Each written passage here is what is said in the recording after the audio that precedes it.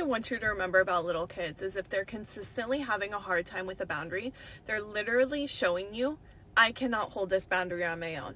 And that's not because they're bad. That's not because they don't listen. That's not because they're a brat. Their brain literally just hasn't developed the ability to have the impulse control, the problem solving skills, the emotional regulation to follow that boundary.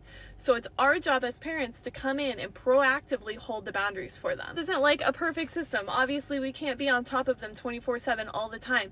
But for example, I have one kid who tends to be a runner in public, right?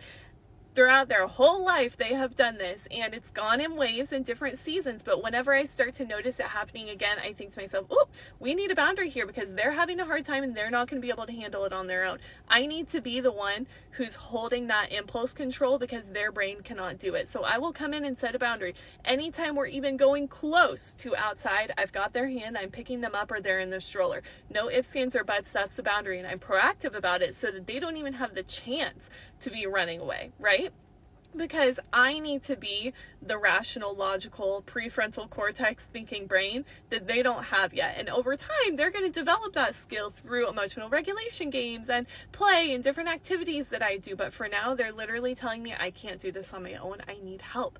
And instead of me getting mad about that, instead of me being frustrated about that, I literally just come in to help before it happens so that all of us can continue enjoying our day. Your little one is having a hard time listening, right?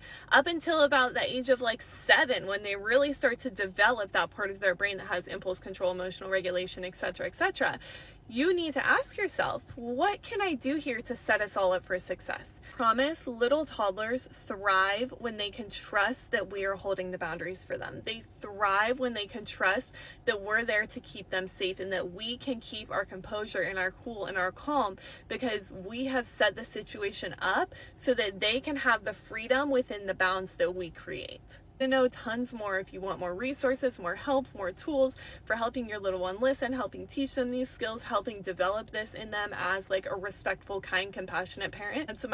And there's tons of resources there that can help you on this journey.